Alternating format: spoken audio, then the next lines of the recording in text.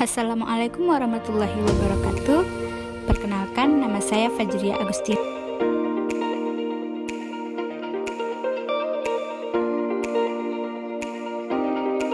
Nah, pada kali ini saya akan menjelaskan tentang pengemasan produk. Sebelum kita membahas lebih lanjut tentang pengemasan produk, ada baiknya kita tahu dulu apa itu kemasan. Kemasan adalah wadah atau pembungkus yang berguna untuk mencegah atau meminimalisir terjadinya kerusakan pada barang yang dikemas atau dibungkusnya. Sedangkan definisi kemasan adalah suatu proses memberi wadah atau pembungkus pada produk. Pengertian kemasan juga dapat diartikan sebagai suatu sistem yang disusun sedemikian rupa untuk mempersiapkan barang atau produk agar dapat didistribusikan, dijual, disimpan, dan digunakan. Tujuan utama pemberian kemasan pada produk adalah untuk melindungi dan mencegah kerusakan terhadap produk itu sendiri. Selain itu, kemasan juga bisa menjadi sarana informasi dan pemasaran yang baik dengan membuat desain kemasan yang kreatif sehingga lebih menarik dan mudah diingat. Secara umum, ada 4 fungsi pengemasan. Yang pertama, self-service.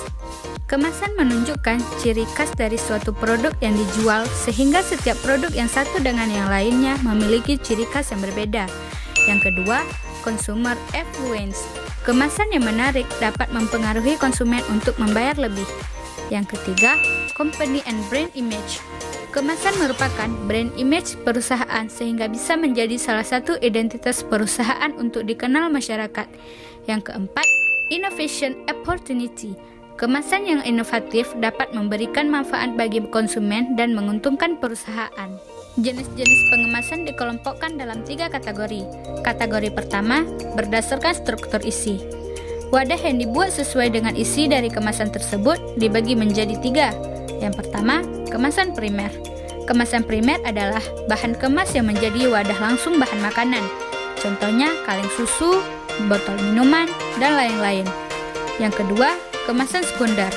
Kemasan sekunder adalah wadah yang berfungsi untuk memberikan perlindungan terhadap kelompok kemasan lainnya. Contohnya, kotak kardus untuk menyimpan botol susu ataupun kotak kayu untuk menyimpan buah. Yang ketiga, kemasan tersier. Kemasan tersier adalah kemasan yang digunakan untuk menyimpan atau melindungi produk selama proses pengiriman, misalnya peti kemas atau kontainer.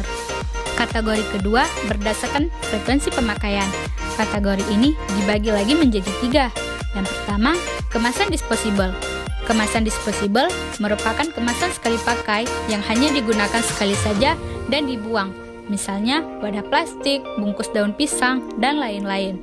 Yang kedua, kemasan multi-trip.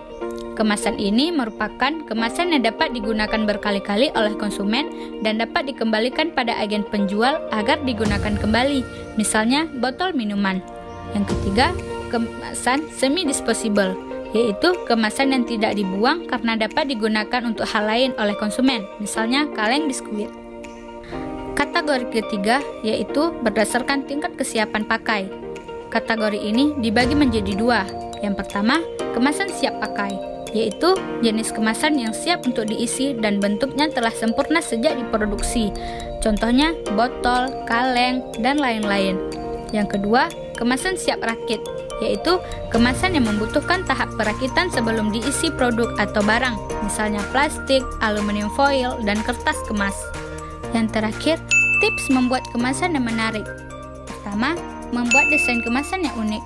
Salah satu poin penting dalam membentuk kemasan adalah dengan mendesainnya secara unik, inovatif, dan berbeda dari produk lainnya. Kemasan yang unik sangat efektif untuk menarik minat masyarakat dan membuat penasaran. Yang kedua, desain kemasan sesuai target pasar. Yang ketiga, membuat kemasan dengan berbagai ukuran.